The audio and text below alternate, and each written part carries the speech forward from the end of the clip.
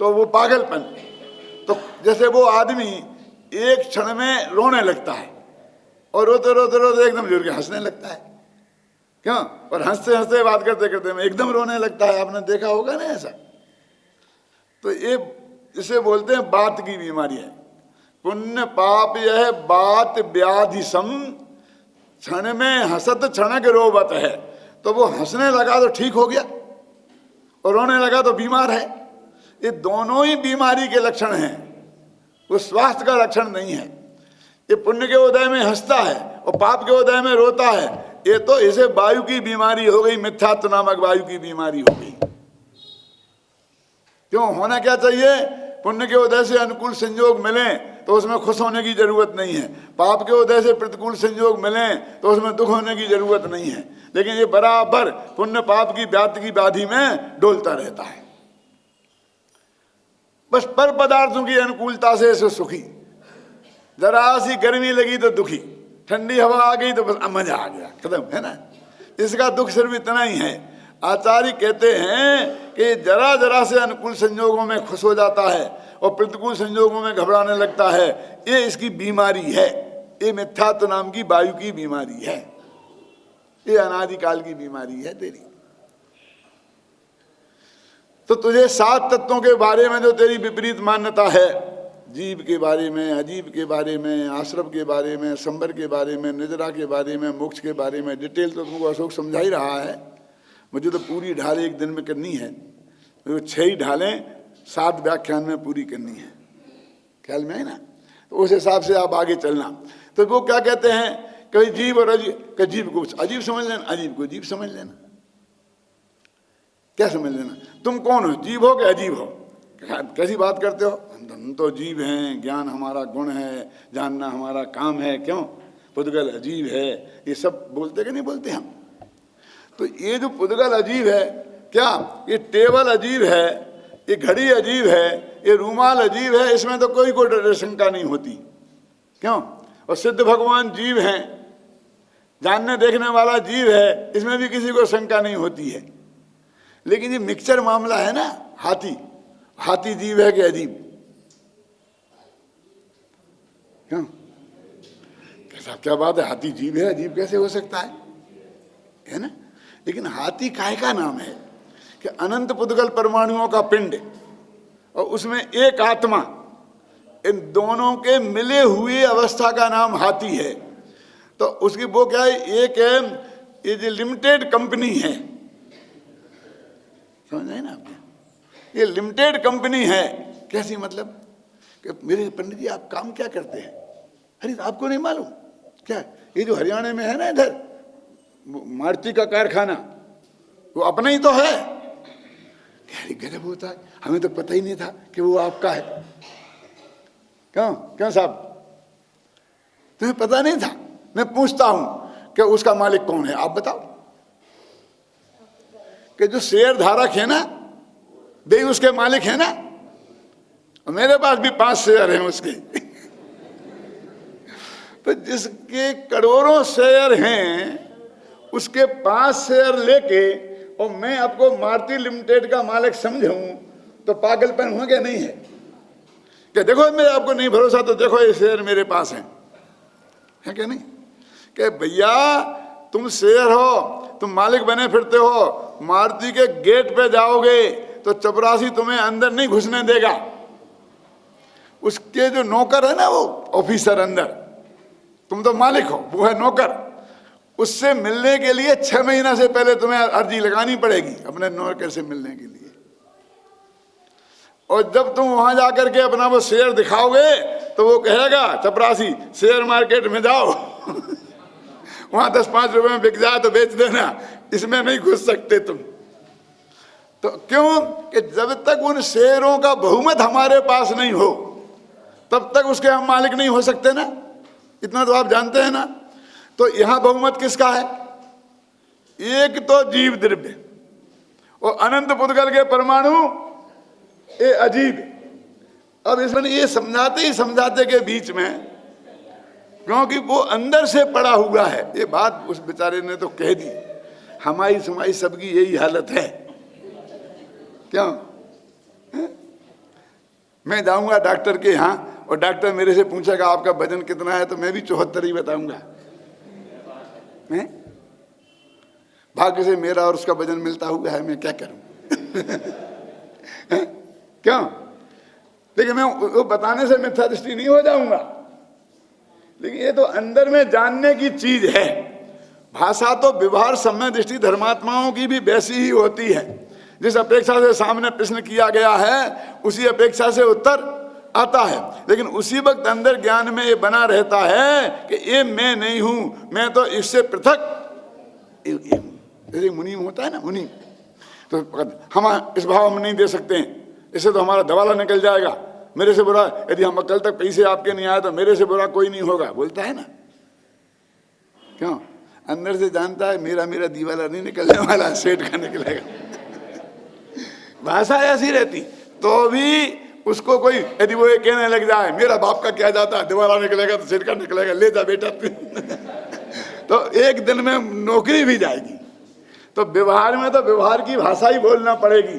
मैं भाषा बदलने के लिए नहीं कहता हूं, मैं तो अंदर के भाव परिवर्तन की बात कहता हूं कि ये जो पर पदार्थों में है, समझे ना, एकत्वमत्व बुद्धि है देहादिक पदार्थों में, ये अगीत मिथ्यात्व है, ये अनादि से है।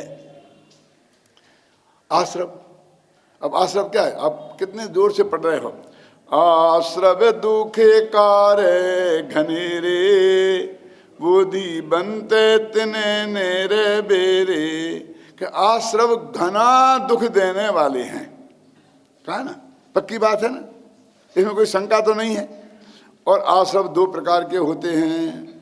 कौन कौन? पुण्याश्रव और पापाश्रव।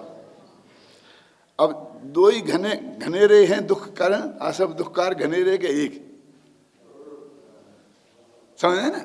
लेकिन सच्ची बोलो, हमको तो पुण्य आश्रव सुखकार लगता है और पापाश्रव दुखकार लगता है। पुण्य के फल में जो अनुकूलता मिलती है, स्वर्गाधिक का मिलता है, उसको हमें वो अच्छा लगता है ना। प्रवचन सार में सुखाधिकार में एक बहुत मार्मिक बात कही है, शुभ परिणामाधिकार में। क्या कहा है कि जब हमारा तुम्हारा ये नक्की हो गया पहली ढाल में कि चारों गतियों में दुख ही दुख है, ठीक है, अब जो भी है वो दुख है, पांच इंद्रियों के भोगों की प्राप्ति है वो भी दुख है, ये नक्की हो गया? क्या हो गया? तो अब वो जिसके उदय से मिले वो दुख का कारण कहलाएगा कि सुख का? तो पुण्य के उदय से मिला तो पुण्य दुख का कारण हुआ कि सुख का? ऐसा लिखा उसने, बहुत बता।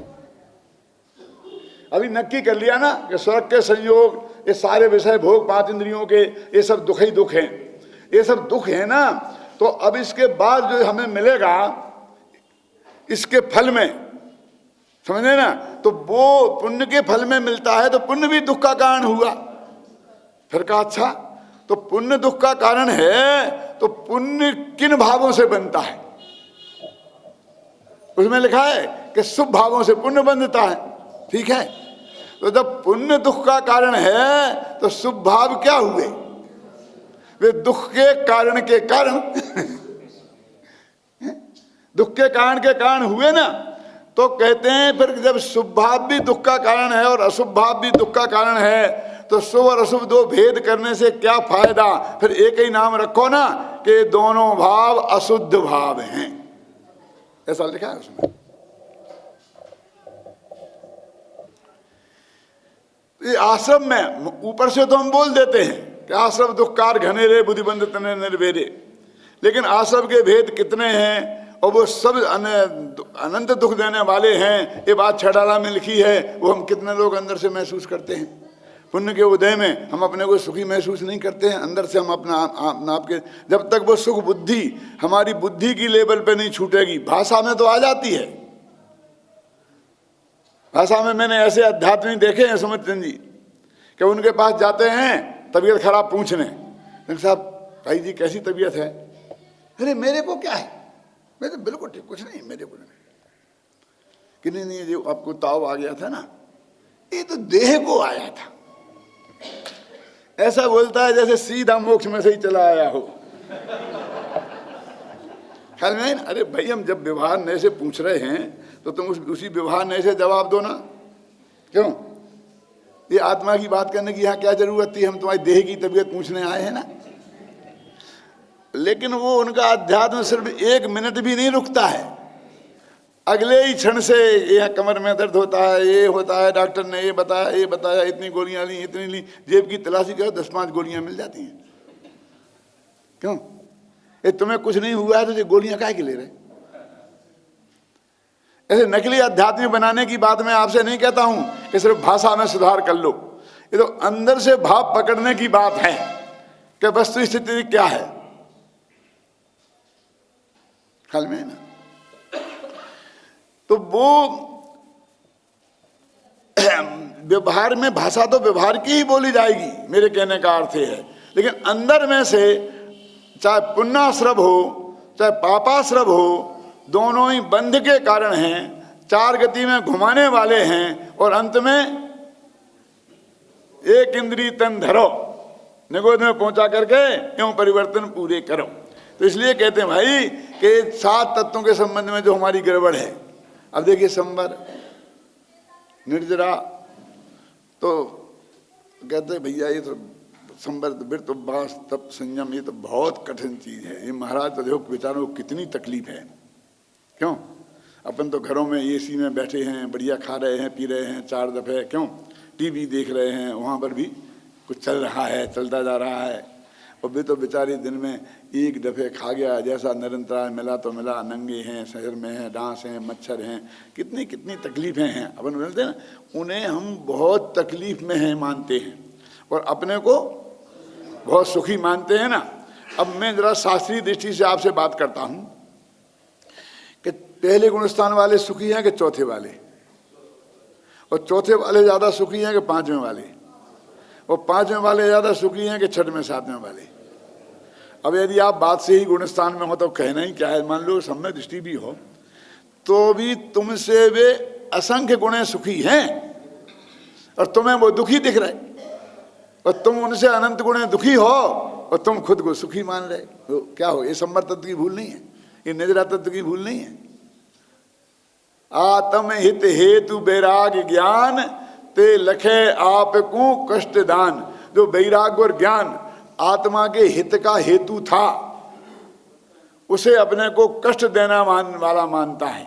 और लोग बाप बेटे को समझाता है, बेटा अभी तकलीफ पालोगे तो फिर सुख पाओगे, अभी सुख पाओगे तो बाद में दुखी हो जाओगे। पढ़ा था ना, माने सुख तकलीफ उठा लोगे, माने तुम रात भर ध्यान से पढ़ो लिखो, क्यों तो बड़े ऑफिसर बन जाओगे तो जिंदगी भर सुख पाओगे।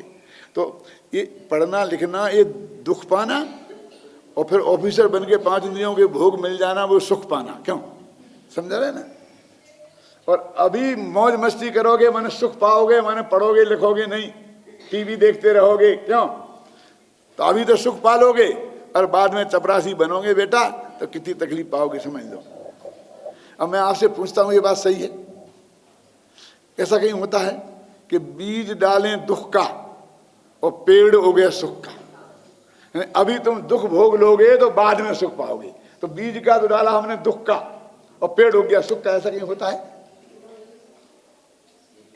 नहीं होता नहीं। और हमने तो ऐसा नहीं है। तो क्या है बात? क्या है बात? तो सीधी सच्ची ये है ना कि अभी जिसे पढ़ने में आनंद आता है वही गोल्ड मेडलिस्ट होता है। रो रो के पढ़ता है, एक तो 3rd डिवीजन पास होना भी उन्हें मुश्किल पड़ता है। जिन्हें पढ़ाई में आनंद आता है, रात के 2-2 बजे तक पढ़ते रहते हैं, उससे कोई हमें डिग्री नहीं मिलने वाली है। अब तो आप लोगों ने हमें जितना बड़ा पंडित मान लिया, हम चाहे जितना पढ़ें उसे हम और बड़ा पंडित बनने वाले नहीं हैं। क्यों? गुरुदेव कांजी स्वामी ने मान लिया, विद्यानंद जी महाराज ने मान लिया, अब कौन देगा हमें और सर्टिफिकेट? बताओ तो, इससे बड़े पंडित का। हम काहे को रात के 2 बजे तक पढ़े मुफ्त में? अरे हमें आनंद आता है इसलिए पढ़ते हैं। पत्नी आगे जबरदस्ती लाइट बुझा देती है, सो जाओ चुपचाप। अरे भाई मैं थोड़ा पढ़ रहा हूं बढ़िया वैसे, नहीं सो जाओ, फिर तबीयत खराब हो जाएगी। क्या करें पद्म पिता जी, बोलो? होता आनंद आता। अरे आनंद आएगा तो उसका भविष्य में फल अच्छा मिलेगा। सुख बोओगे तो सुख मिलेगा, और रो रो के पढ़ेंगे तो भविष्य में सुख कैसे मिलेगा? हमें प्रयोजन करने में आनंद आएगा तो हम तुम्हें कुछ बता पाएंगे, और हम प्रवचन करने में रोते रोते चलो भैया बोल देते हैं, कर देते हैं, क्यों, और करें तो रोते रोते जा मरे की खबर लाए, ऐसा हो जाएगा ना, है? तो कहते हैं संवर तत्व तो उसे कहते हैं सुख को भो और सुख हो गए। ये क्या मानता है? कष्ट दान, आत्म हित हेतु वैराग्य ज्ञान, जो वैराग्य ज्ञान आत्मा के हित के हेतु हैं उन्हें कष्टदायक मानता है। ये संबंध जरा संबंधी भूल है? लोग की न चाहे निज शक्ति खोए, इच्छाओं जो दुख रूप हैं उनको तो सुख नहीं मानता, इच्छाओं की पूर्ति में सुख मानता है। क्या मेरा तो सपना पूरा हो गया, क्या मूर्ख, काय का सपना पूरा हो गया है? और मोक्ष को भी कहता है तो देखा देखी सुख कहता है, वास्तव में वो सुख नहीं मानता। टोडरमल जी ने बहुत बढ़िया कहा कि जो जो सुख है ना, इससे उसमें अनंत गुणा सुख मोक्ष में है। क्या क्या क्या बोलते हैं? जितना सुख है संसार में उससे अनंत गुणा सुख मोक्ष में है। हाँ बहुत बढ़िया, खुश हो जाता है। लेकिन इसे तो संसार में कितना सुख है पहले बताओ, क्यों? संसार में सुख कितना है? 0। तो 0 का 1000 गुना भी उतना, करोड़ गुना भी उतना, अनंत गुना भी उतना। इसका क्या मतलब है? अरे ये तो दुख है, और इससे ही अनंत गुना दुख वहां होगा। क्यों? स्वर्ग में कम से कम 32 देवांगनाएं होती हैं, इसलिए वो सुखी है, और चक्रवर्ती के 96,000 पत्नियां होती हैं, इसलिए भी सुखी है। तो सिद्ध भगवान के और ज्यादा, क्यों 25 लाख होती होंगी, 50 करोड़ होती होंगी पत्नियां। इस जाति का सुख नहीं है वो, उस सुख की दूसरी जाति है जो सम्यक दृष्टि उसके अनंतमा भाग को चखते हैं। छठवीं धाल में आएगा, यूं चिंत निज में थिर भये जिन्हें अकथ जो आनंद लहो, सो इंद्र नाग नरेंद्र बा अहिमेंद्र के नहीं। वो सुख है, उसकी तो हमें जाति का खबर ही नहीं है। तो इस तरह हम सातों तत्वों के बारे में जो हमारी ये गैर समझ है, वो हमारा वो अग्रित मिथ्यात्व है, अनादि का है।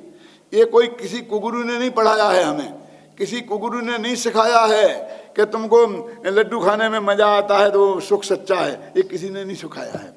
ये हमारे ही, समझे ना, अनादि काल से हमारी 5 इंद्रियों के विषयों में सुख बुद्धि है। ये गीत मिथ्या तो नहीं है, ये किसी ने बताया होगा कि भगवान जगत का करता है कि नहीं है। क्यों? क्या आत्मा स्वयं अपना करता है? इन बारे में गुरु का उपदेश मिला होगा, लेकिन इस बारे में कोई गुरु के उपदेश से हमने ये गलतियां नहीं की। तो कहते वो गलतियां जो हमने अपने आप की हैं, जिसमें किसी दूसरे का कोई दोष नहीं है, पहले उसके बारे में तो बात करो। कोई आदमी, मैं तो साहब सिर कट जाए लेकिन उसके सामने माथा झुकाऊं नहीं, कुगुरु कुदेव कुशास्त्र के सामने माथा झुकाऊं नहीं। ये कुगुरु कहते किसे? कुदेव कहते किसे? कुशास्त्र कहते किसे? तेरा समझना बहुत मार्मिक बात कह रहा हूं मैं आपसे कि साहब ये छेड़ाला सुशास्त्र है कि कुशास्त्र है? अरे क्या बात करे, समय सार कुशास्त्र है कि सुशास्त्र है?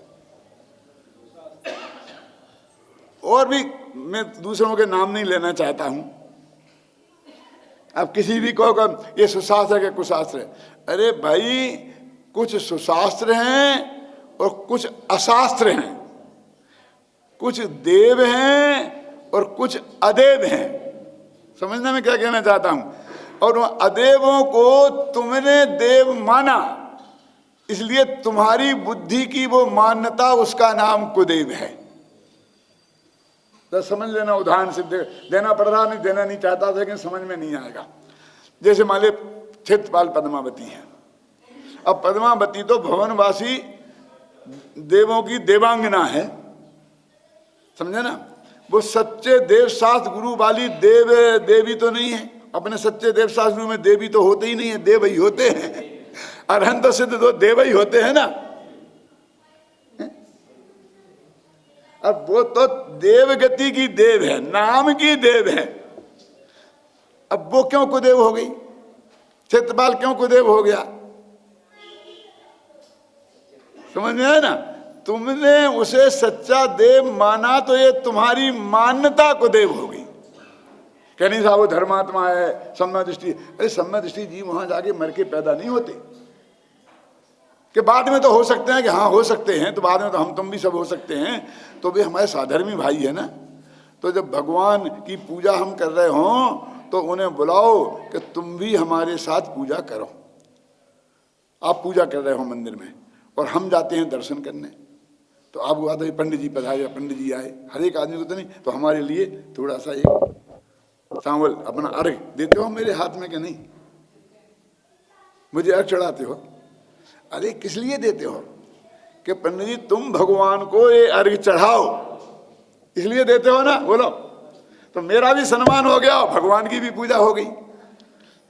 तो हमने, शास्त्र में आता ना इंद्र के, इंद्र आगच्छ आगच्छ स्वाहा, तो इंद्र को हमने अर्घ दिया। अर्घ दिया माने कि हे इंद्र तुम इसे लेकर भगवान को चढ़ाओ। समझ में आया ना फर्क अंतर है। तो हमने उन्हें भगवान ऊपर बैठा लिया, भगवान के बगल में बैठना था हमारे बगल में। तुम्हारे सत्य प्रकाश जी को महामंत्री विद्युत परिषद के हैं और तुम्हारे ना मालूम कौन कौन है, हमारे तो जो हैं से हैं क्या है? अब इन्हें यहाँ बैठना चाहिए था, अब यहाँ बैठ गए तो ये पंडित हो जाएंगे। इन्हें पंडित होने के लिए मेरे पास आकर 5 साल पढ़ना पड़ेगा। अब कब आते हैं वो अलग बात है। क्यों? मैंने उन्हें कहाँ बैठाना चाहिए था? क्यों? उनने तो नहीं कहा कि तुम हमें यहाँ बैठा लो, वो तो नहीं कहते, वो तो कहते हम जिस गति के हैं सो हैं। स्वधर्मेंद्र भी नहीं बेचारा कहता है, वो तो हाथ जोड़कर भगवान की पूजा भक्ति करता है कि नहीं करता है। तो अदेव को हमने देव मान लिया, हमारी ये मान्यता कुदेव है। कोई व्यक्ति कुदेव की बात कहां से आ गई? पर मैं उदाहरण ज्यादा नहीं दूंगा, ये भी खतरनाक है, लेकिन इसके बिना आपकी बात समझ में नहीं आती, इसलिए मैंने ये बात कही। ऐसे ही अगुरु को गुरु मानना, उसका नाम कुगुरु है। एक अध्यापक है, वो अंग्रेजी पढ़ाता है, उसे भी गुरुजी कहते हैं कि नहीं कहते हैं? और महाराष्ट्र में तो हर अध्यापक को गुरुजी गुरुजी गुरुजी कहते हैं। गोपाल दास बरिया भी गुरुजी थे कि नहीं थे? तो वे कुगुरु हो गए। उन्हें तुम देवशास्त्र गुरु वाला गुरु मान लो तो तुम्हारी मान्यता को गुरु हो गई। समझ में आया कि नहीं आया? उन्हें काहे को दोष देते हो? कर्म बेचारे कौन भूल मेरी अधिकाई, अग्नि से घन घाव लोहे की संगति पाई। अब वो तो जैसे हैं वैसे हैं। अब तुम उन्हें सच्चे देव, सच्चे साथ, सच्चे गुरु मानो कि नहीं मानो? कि जो वीतरागी सर्वज्ञ देव हैं वही सच्चे देव हैं। क्यों? वीतरागता की पोषक ही जिनवाणी है और उसी की चर्चा, उसी आत्मा में लीन रहने वाले गुरु हैं। ये मानो तो तुम्हारे लिए कोई गुरु को देव को शास्त्र नहीं है। आता है ना? अपने मैं तो लिखा था देवशास्त्र गुरु की पूजन, लिखी थी बहुत पहले, लिखी सन 56 में, कितने 50 साल हो गए।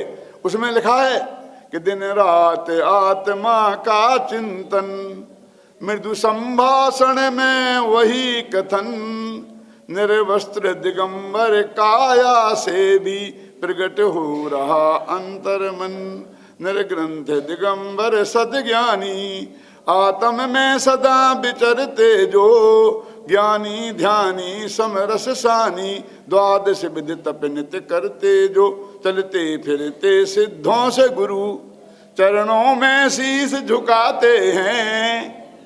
हम चलें आपके कदमों पर नित्य यही भावना भाते हैं। अब मैं आपसे पूछता हूँ कि ये मेरी किताब 4 लाख से कम नहीं छपी है।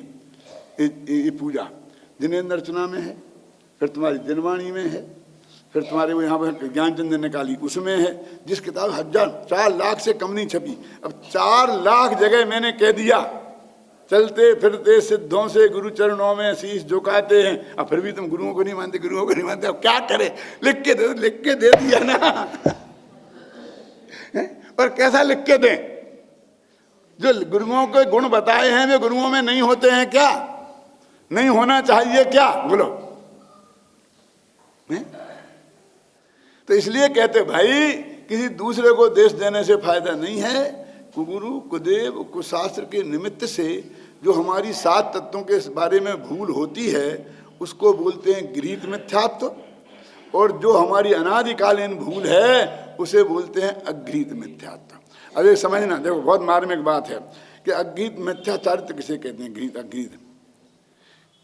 तो उसमें लिखा कि इन जुत विषयजन्य में जो प्रवृत्ति ताको जानो मिथ्या चरित्र, कि 5 इंद्रियों के विषयों में प्रवृत्ति है उसका नाम है मिथ्या चारित्र।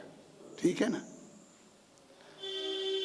तो भरत चक्रवर्ती की 5 इंद्रियों में विषयों में प्रवृत्ति थी कि नहीं, सौधर्म इंद्र की 5 इंद्रियों में विषयों में प्रवृत्ति थी कि नहीं, और ऋषभदेव जब घर में रहे दीक्षा नहीं ली तब तक उनकी 5 इंद्रियों में विषयों में प्रवृत्ति थी कि नहीं थी, हैं? थी ना। तो फिर वे मिथ्या चारित्र वाले थे। इसने तो लिखा है कि 5 इंद्रियों के विषयों में प्रवृत्ति उसका नाम मिथ्या चारित्र है। हम भी मानते हैं, क्यों कि ये जो हिंसा झूठ चोरी कुशील परिग्रह है ना, इसे कोई मानते हैं ना, खोटा चारित्र मानते कि नहीं मानते बोलिए। और जे त्याग देव तो वो चारित्र वाला हो गया। लेकिन उसमें एक शब्द लिखा इन जुत।